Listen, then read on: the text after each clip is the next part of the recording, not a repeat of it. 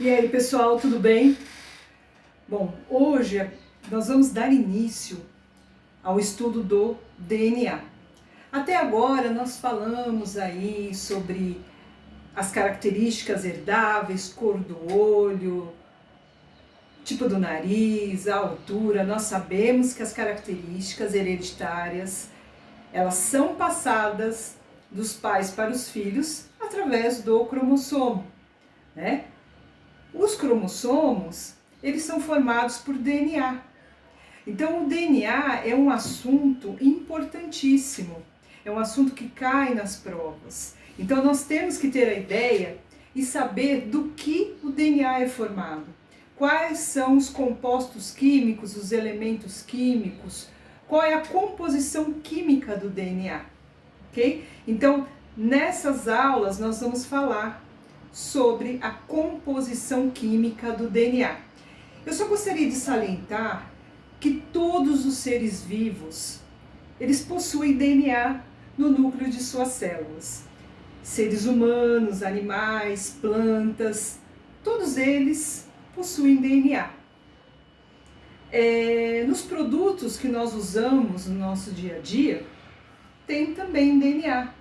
Naquilo que nós comemos, na carne, nos legumes, nas frutas, nos produtos que nós utilizamos, a gasolina, tem DNA. Nos produtos de beleza, como o creme que nós passamos no rosto, ou mesmo o shampoo de babosa, por exemplo, uma planta, tem DNA. Então nós estamos cercados de DNA. E é importante sabermos do que ele é formado. Então vamos começar. O DNA nada mais é do que uma sigla. Como é um nome muito complicado, muito comprido, eles acharam melhor deixar uma sigla. Na verdade, DNA é uma abreviação de ácido desoxirribonucleico ou desoxirribonucleico. O DNA, ele é uma molécula, está dentro do núcleo das células. A função do DNA que é uma molécula responsável pela transmissão das características hereditárias. Então, todas as características hereditárias estão lá no DNA e são passadas para os filhos, através dos seus pais. O DNA é formado por nucleotídeos. Olha o nome diferente, tá? Vamos imaginar o seguinte, o DNA, ele é um trem. Imagina o DNA um trem muito comprido. Cada vagão desse trem é um nucleotídeo. Então, imagine o DNA um trem e cada vagãozinho que forma esse trem eu chamo de nucleotídeo. O nucleotídeo, ele vai ter uma composição mais ou menos fixa. O nucleotídeo, ele é formado de um fosfato, representado por essa bolinha azul. Ele é representado também por um açúcar, que eu vou chamar de desoxirribose, vem o nome daqui, e uma base nitrogenada. O fosfato e o açúcar nunca vão mudar. Imagina assim, que lá no seu trem, você tem lá os vagões. Imagine que a roda do vagão é um fosfato. Aquela capinha, né? A parte que compõe o nosso vagão é um açúcar. E a cor de cada vagão é uma base nitrogenada. Por quê? Porque existe no DNA 4 tipos diferentes de bases nitrogenadas que você vai ter que saber. Adenina, citosina, timina e guanina. São 4 bases diferentes. Então, eu sempre vou representar pela letra A de adenina, na C de citosina, na T de timina e na G de guanina. Ok? Então, é muito importante que você saiba disso. Então, o DNA é formado por nucleotídeo. Os nucleotídeos têm uma composição fosfato, açúcar e base nitrogenada. O fosfato nunca muda, o açúcar também não. O que vai mudar é as bases nitrogenadas. Lembrando que o nosso DNA tem 3,5 bilhões de nucleotídeos. Então vamos pensar aqui. Aqui eu tenho um pedaço de um DNA. Eu tenho o nucleotídeo. Percebe aqui, ó, fosfato, açúcar, base nitrogenada. Fosfato, açúcar, base nitrogenada. O fosfato e o açúcar nunca muda. O que vai mudar são as bases nitrogenadas. Lembre-se, as bases nitrogenadas, elas não se juntam aleatoriamente. Elas sempre vão ser... uma vai se juntar à outra sempre no sentido da citosina com a guanina. Um G aqui, tá? A citosina com a guanina e a timina com a adenina, ok? Então, sempre citosina com a guanina e timina com a adenina, ou vice-versa, tá?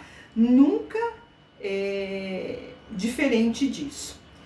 Entre essas bases nitrogenadas, eu tenho uma ponte de hidrogênio. A gente vai falar disso depois, mas você tem que lembrar que o que liga uma base nitrogenada à outra são as pontes de hidrogênio, ok? Aqui a gente vai dar uma olhadinha no DNA. Aqui é um DNA visto um pouquinho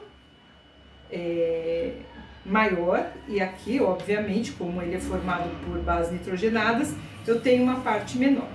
O DNA ele é formado por duas fitas que se complementam. Imagina que isso aqui parece uma escada retorcida, não parece?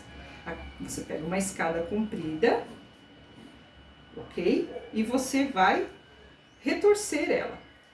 Os corrimões dessa escada, eu tenho aqui, vou colocar em caneta, eu vou ter o fosfato e o açúcar. Porque nunca vai mudar, os corrimões vão ser iguais.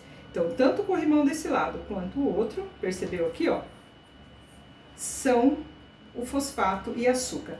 Os degraus da escada são as bases nitrogenadas, ok? Então, vamos de novo. O DNA é formado por nucleotídeos, ok? O fosfato e o açúcar nunca vai mudar, eles se ligam através das bases nitrogenadas, sempre na ordem de citosina com guanina e timina com adenina, ou vice-versa. Tudo bem até aí? Quando eu amplio um pouco mais essa visão, eu tenho o DNA aqui como se fosse uma escada retorcida.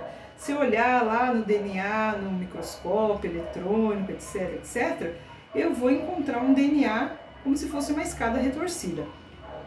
A minha parte do corrimão é fosfato e açúcar, esse não muda.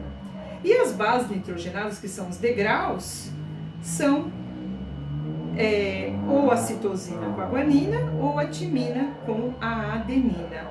Tudo bem até aí? Deu para entender? Ok? Agora a gente vai falar um pouquinho da capacidade do DNA de se duplicar. Como seria isso? Quando a célula precisa dar origem a outras células através da mitose, um exemplo, ela vai dividir o seu material genético, o seu DNA também. Então, cada fita vai ficar numa célula diferente. Aqui eu tenho uma fita de DNA. Por que eu não estou representando nem o fosfato nem o açúcar? Eu represento aqui, ó, no meu corrimão, porque isso nunca vai mudar. Ok? Então, aí eu distorci e deixei aqui para você entender. Mesmo que você não consiga enxergar aqui os nucleotídeos, não é importante no momento. Então, aqui eu tenho duas fitas, porque o DNA ele é formado sempre por duas fitas, lembra que é uma escada retorcida. Quando a célula vai se dividir, existe uma enzima que vai vir aqui, uma enzima, ok? Essa enzima, ela é a polimerase. polimerase. Ela vai abrir a fita. Então, uma fita vai para uma célula, outra para outra célula. O que vai acontecer? Cada célula vai receber pelo menos a metade do material genético da célula mãe. Percebe que essa fita escura, ela continua. Vai vir outra fita e vai complementar. Então, isso é importante que você saiba, tá? Então, vamos imaginar aqui, ó. Vou pegar uma fita aqui, ó. Vou deixar ela deitada. O DNA é fita dupla. Vamos supor que eu tenho aqui A, T, C, C, G, G, T. Qual é a fita complementar a ela? A sempre vai se combinar com o quê? Com timina. E o T? Com A. E a citosina? Sempre com a guanina. Então, guanina, guanina. Eu estou complementando a fita, tá? Porque ela é dupla. Aqui G com C. C, G com C e T com A. Pronto, formei uma fita de DNA. O que eu vou fazer agora? Eu preciso duplicar a célula. Eu pego uma fita aqui, eu posso escolher tanto a de baixo como a de cima, eu vou escolher a de cima. A, T, C, C, G, G, T. E aí vai formar uma outra célula com a metade do material genético. Aí eu venho aqui, vem a enzima, corta, e aí vem outra fita no lugar. A com Q, T, T com Q, A, C com Q, G, C com G, G com C, G com C e T com A. Então, no exercícios, muitas vezes eu vou te dar uma fita, e aí você vai complementar com a fita do DNA, porque ela sempre será a fita dupla. É importante que você saiba disso, ok?